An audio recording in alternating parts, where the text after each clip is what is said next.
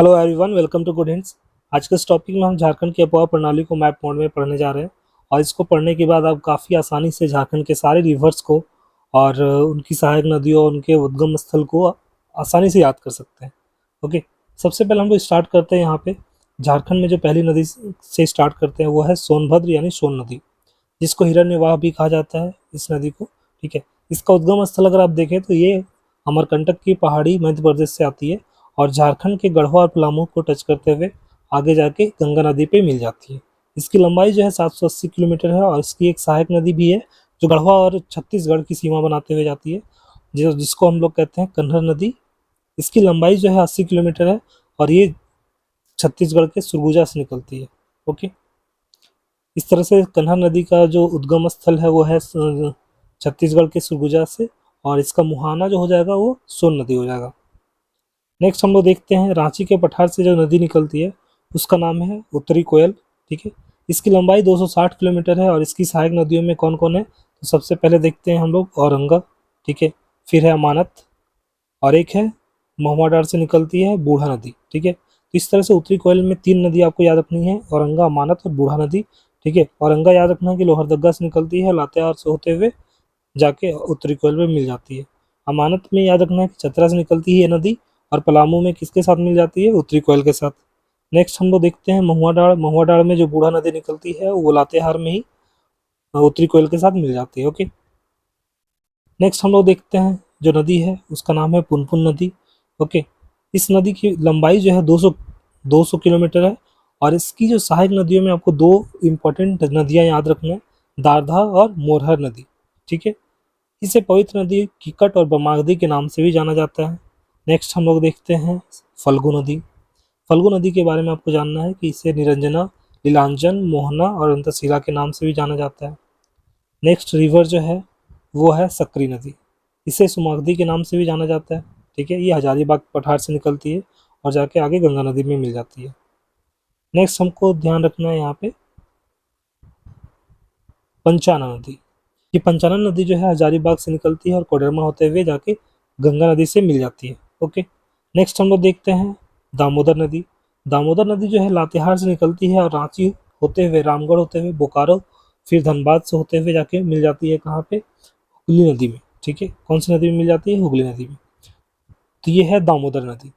दामोदर नदी को आपको याद रखना है कि ये लातेहार के टोरी क्षेत्र से निकलती है और इसकी सहायक नदियों में कौन कौन है, तो एक आपको याद रखना है बराकर नदी, जो हजारीबाग से निकलते हुए कोडरमा होते हुए गिरिडीह से फिर धनबाद में आके मिल जाती है। ठीक है, इसकी लंबाई जो है, देखिए दामोदर नदी की लंबाई, ये जो है दामोदर नदी की लंबाई है 290 किलोमीटर है, जबकि दामोदर की कुल लंबाई अगर देखें तो 592 किलोमीटर है।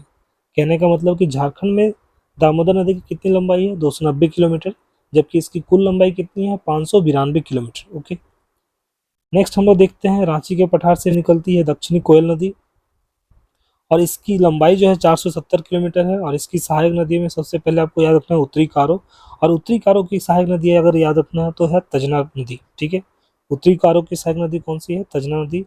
नेक्स्ट हम लोग देखते हैं पश्चिमी सिंहभूम से नदी निकलती है कोयना नदी, जो कि जाके दक्षिणी कोयल में मिल जाती है। फिर नेक्स्ट हम लोग देखते हैं उड़ीसा के क्योंझर से एक नदी निकलती है जिसका नाम है दक्षिणी कायरो। ऊपर आप देखेंगे कि उत्तरी कायरो है और नीचे दक्षिणी कायरो है, ये दो नदी जाके किससे मिल जाती है, दक्षिणी कोयल से। ओके, नेक्स्ट हम लोग देखते हैं गुमला के चैनपुर प्रखंड से जो नदी निकलती है वो है शंख नदी।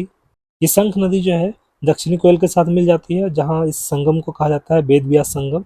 शंख नदी की लंबाई जो है 240 किलोमीटर है और इसकी सहायक नदी में कौन कौन है, चिर्रा, लावा, कोक, केदार। ये चार नदियों को याद रखना है, ये चार नदियाँ जो है शंख नदी की सहायक नदी है। अब वेद व्यास संगम से होते हुए जब ये आगे बढ़ती है तो ये नदी कहलाती है ब्राह्मणी नदी, ये भी आपको याद रखना है। ठीक है, जब ये दोनों नदी आपस में मिल जाती है शंख नदी और दक्षिणी कोयल, तो क्या कहलाती है, ब्राह्मणी नदी।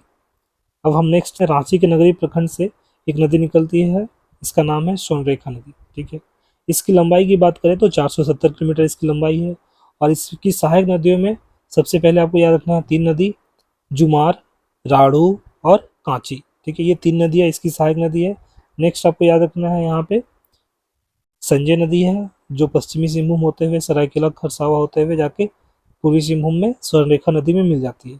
नेक्स्ट आपको याद रखना है खरके नदी, जो ये नदी भी पश्चिमी सिंहभूम से होते हुए जाके मिल जाती है किसमें, स्वर्णरेखा नदी में। ओके, नेक्स्ट हम लोग देखते हैं बिहार के मुंगेर से निकलती है अजय नदी। ठीक है, ये अजय नदी जो है, इस अजय नदी की लंबाई जो है 288 किलोमीटर है और ये भी जाके हुगली में मिल जाती है। ठीक है, नेक्स्ट हम लोग देखते हैं देवघर के त्रिकुट पहाड़ी से जो नदी निकलती है उसका नाम है मयूराक्षी नदी। ठीक है, इसकी लंबाई इसकी लंबाई जो है 480 किलोमीटर है और ये भी कहाँ पे मिल जाती है, हुगली नदी में मिल जाती है। नेक्स्ट देखते हैं गोड्डा के बांसलोई पहाड़ी से जो नदी निकलती है उसका नाम है बांसलोई नदी और ये गोड्डा दुमका होते हुए जाके ये भी हुगली नदी में मिल जाती है। नेक्स्ट है तोरई नदी जो पाकुड़ में है और ये जाके गंगा नदी में मिल जाती है। फिर नेक्स्ट हम लोग देखते हैं साहेबगंज में जो नदी है उसका नाम है गुमानी नदी। ये गुमानी नदी भी जाके गंगा नदी में मिल जाती है और इसकी एक सहायक नदी है जिसका नाम है मेरेल नदी। Okay, thank you. तो इस तरह से आप झारखंड के अफवाह प्रणाली को मैप मोड में कवर कर सकते हैं। नेक्स्ट वीडियो में हम लोग देखेंगे कि कौन कौन से रिवर्स में कौन कौन सा डैम्स बने हैं और उनकी स्थापना वर्ष आदि कब कब है, इसको याद करेंगे। Okay, thank you.